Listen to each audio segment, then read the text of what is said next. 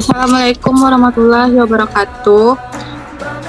Perkenalkan, kami dari kelompok 5 akan mempresentasikan hasil diskusi kami mengenai akuntansi untuk zakat, infak, dan sedekah, yaitu pada PSAK 109, di mana anggota kami yang pertama yaitu Miftahul Diana dengan BP 19110004, yang kedua Herlin Trikasih Putri dengan BP 19110010, yang ketiga saya sendiri Messi Sophia BP 19110031, yang keempat Kenny Ramadhani BP 19110033. Next.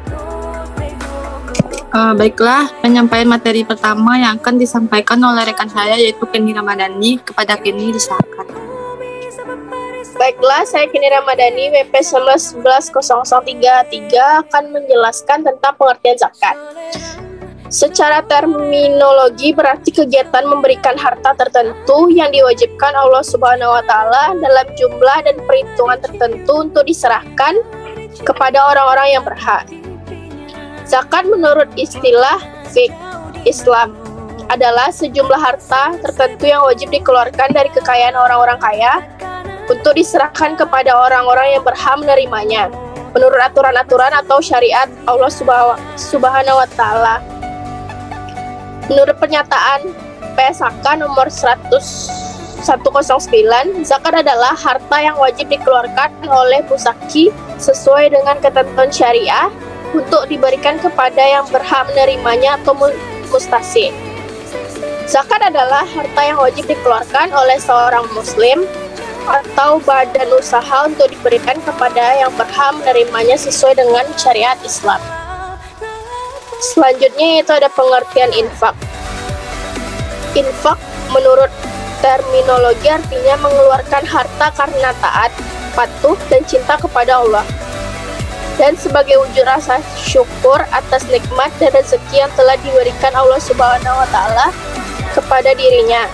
Sedangkan pengertian sedekah adalah segala pemberian atau aktivitas yang bertujuan untuk mengharapkan pahala dari Allah Subhanahu wa taala. Infak adalah harta yang dikeluarkan oleh seseorang atau badan usaha di luar zakat untuk keselamatan umum.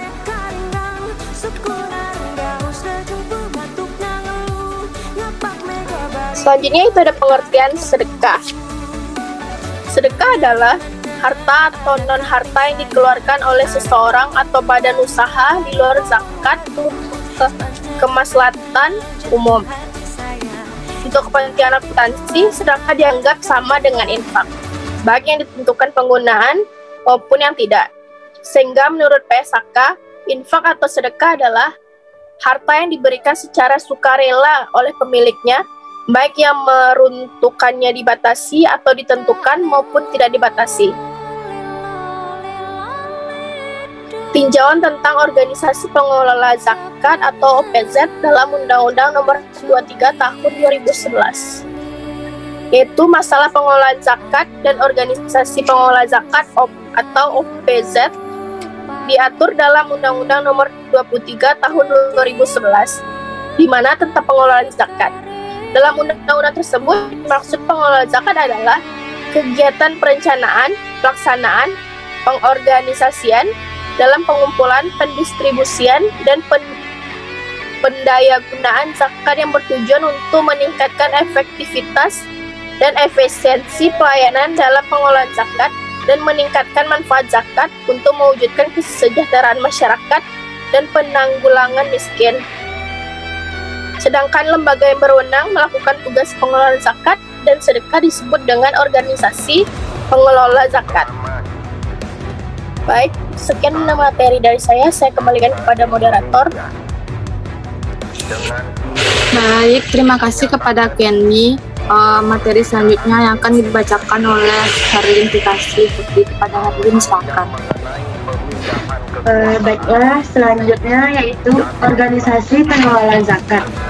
Yang pertama, Badan Amil Zakat Nasional atau Basnas adalah organisasi pengelola zakat yang dibentuk oleh pemerintah. Basnas tersebar hampir di setiap tingkatan daerah, baik di tingkat pusat, provinsi, dan kabupaten atau kota. Basnas berwenang melakukan tugas pengelolaan zakat secara nasional.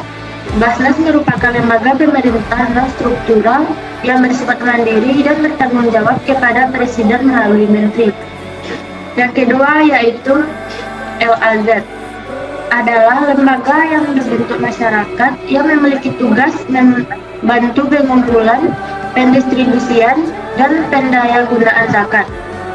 Pembentukan LAS wajib mendapat izin menteri atau pejabat yang ditunjuk oleh menteri. LAS wajib melaporkan pelaksanaan pengumpulan, pendistribusian, dan pendayagunaan zakat yang telah diaudit kepada Basnas secara berkala. Dalam melaksanakan tugas dan fungsinya, Basnas dapat dibantu unit pengumpulan zakat atau UPS. UPS merupakan satu organisasi yang dibentuk oleh Basnas untuk membantu mengumpulkan zakat. Selanjutnya yaitu Parent System Informasi Akuntansi bagi Organisasi Pengelola Zakat atau OPZ.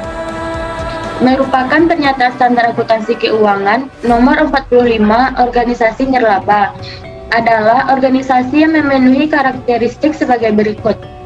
Yang pertama, sumber daya entitas berasal dari para penyumbang yang tidak mengharapkan pembayaran kembali atau manfaat ekonomi yang sebanding dengan jumlah sumber daya yang diberikan. Yang kedua, menghasilkan barang dan jasa tanpa bertujuan memupuk laba. Dan kalau suatu entitas menghasilkan laba, maka jumlahnya tidak pernah dibagikan kepada para pendiri atau pemilik entitas tersebut. Yang ketiga, tidak ada kepemilikan seperti lazimnya pada organisasi bisnis. Dalam arti bahwa kepemilikan dalam organisasi nirlaba tidak dapat dijual, dialihkan, atau ditembus kembali. Atau kepemilikan tersebut tidak mencerminkan proporsi pembagian sumber daya entitas pada saat likuidasi atau pembubaran entitas.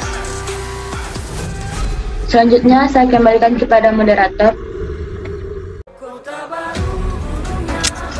Baiklah, terima kasih kepada Herlin. Selanjutnya materi selanjutnya akan dibacakan oleh saya sendiri, yaitu tentang pengakuan dan pengukuran PSAK 109 yang pertama pada akuntansi untuk zakat.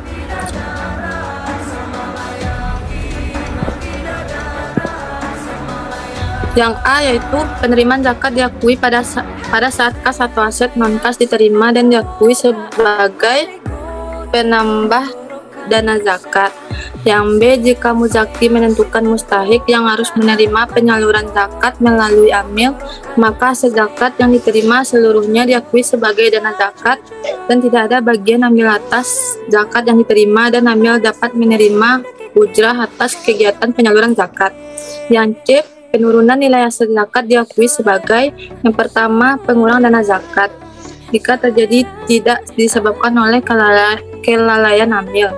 Yang kedua, kerugian dan pengurang dana amil jika disebabkan oleh kelalaian amil.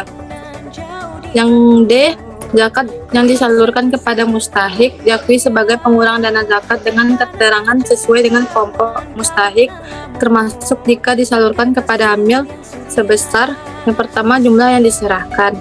Jika pemberian dilakukan dalam bentuk kas, jurnal. Yang kedua, jumlah tercatat jika pemberian dilakukan dalam bentuk aset non-kas, jurnal. Yang E, amil berhak mengambil bagian dari zakat untuk menutup biaya operasional dalam menjalankan fungsinya. F, beban penghimpunan dan penyaluran zakat harus diambil dari porsi amil. Next.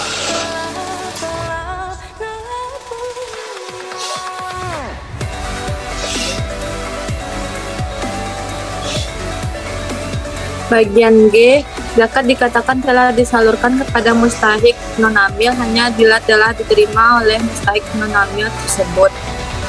Yang bagian H, dana zakat yang disalurkan dalam bentuk perolehan aset tetap atau aset kelolaan diakui sebagai yang pertama penyaluran zakat seluruhnya jika aset tetap tersebut diserahkan untuk dikelola kepada pihak lain yang tidak dikendalikan amil. Yang kedua, penyaluran secara bertahap diukur sebesar penyusutan aset tetap tersebut sesuai dengan pola pemanfaatannya. Jika aset tetap tersebut masih dalam pengendalian AMIL atau pihak lain yang dikendalikan AMIL. Bagian I, AMIL harus mengungkapkan hal-hal tersebut berikut terkait dengan transaksi zakat, tetapi tidak terbatas pada yang pertama, kebijakan penyaluran zakat seperti penentuan skala prioritas penyaluran zakat dan mustahik non-AMIL. Yang kedua, kebijakan penyaluran zakat untuk AMIL dan mustahik non-AMIL seperti persentase pembagian, alasan, dan konsistensi kebijakan. Yang ketiga, metode penilaian nilai wajar yang digunakan untuk penerimaan zakat berupa aset non-kas. Sekian materi saya. Materi selanjutnya yang akan dibacakan oleh Miftahul Jannah. Kepada Miftahul disilakan. Baik, untuk materi selanjutnya akan saya bacakan mengenai akuntansi infak dan sedekah. Yang pertama, akuntansi infak untuk infak atau sedekah.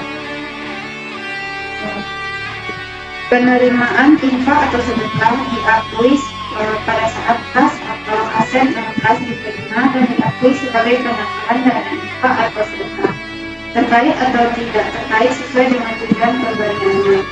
Jika diterima dalam bentuk kas, diakui sebesar jumlah yang diterima, tapi tidak dalam bentuk kas sebesar nilai wajar aset. Yang kedua, aset tidak wajar yang diterima oleh AMIL dan diamanahkan untuk dikelola nilai sebesar nilai wajar saat penerimanya dan diakui sebagai aset tidak wajar infak atau sedekah. Penyusutan dari aset tersebut diperlakukan sebagai pengurangan dana infak atau sedekah terkait apabila penggunaan atau pengelolaan aset tersebut sudah ditentukan oleh pemerintah. Yang C, penurunan nilai aset infak atau sedekah diakui sebagai yang pertama pengurangan dana infak atau sedekah jika terjadi tidak disebabkan oleh kelalaian AMIL. Yang kedua, kerugian dan pengurangan dana AMIL jika disebabkan oleh kelalaian AMIL. Selanjutnya,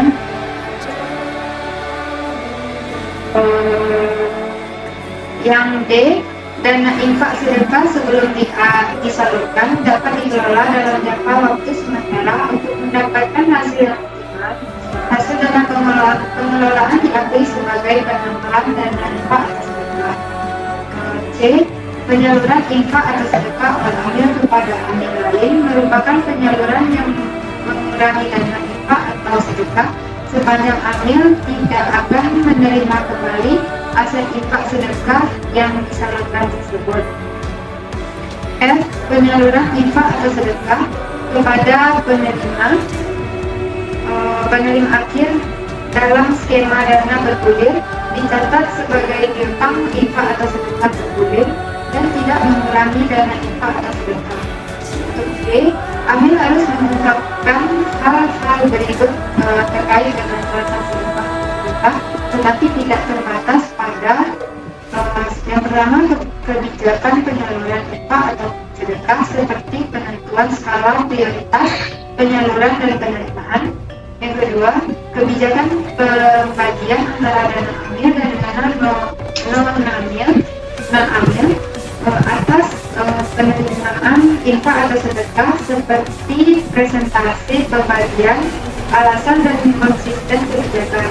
Yang ketiga, metode penentuan nilai wajar yang digunakan untuk penerimaan infak atau sedekah berupa aset non-kas.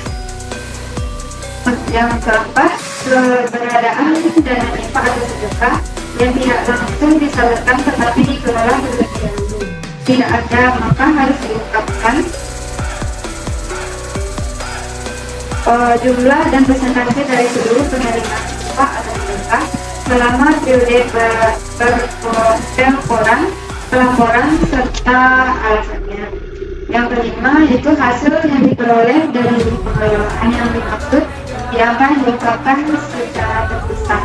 Yang keenam, penggunaan dana infak atau sedekah menjadi aset pengelolaan atau penunjukan bagi yang berhak jika ada jumlah atau dan persentase terhadap seluruh penggunaan dana infak atau sedekah serta alasannya. Rincian dana infak yang ketujuh yaitu Rincian dana infak atau sedekah berdasarkan peruntukan terkait atau tidak terkait.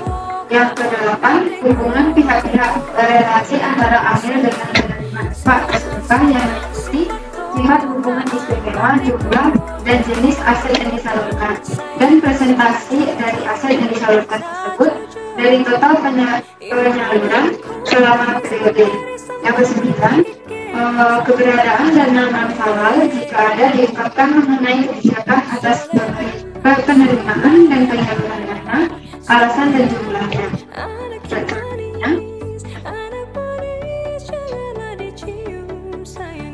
itu yang ketiga, dana non-halal. Yang A, penerimaan non-halal adalah semua penerimaan dari kegiatan yang tidak sesuai dengan prinsip syariah, antara lain penerimaan jasa guru atau bunga yang berasal dari bank konvensional. Penerimaan non-halal pada umumnya terjadi pada kondisi darurat atau kondisi yang tidak diinginkan oleh entitas syariah karena secara prinsip dilarang. B. Penerimaan non-halal diakui sebagai dana non-halal yang terpisah dari dana zakat, dana infak atau sedekah, dan dana amil. Aset non-halal disalurkan sesuai dengan syariah. Berikut penjelasan dari saya kembalikan kepada Baik, terima kasih kepada Miftahul. Sekian materi dari kelompok kami. Jika ada kesalahan, mohon maaf. Assalamualaikum warahmatullahi wabarakatuh.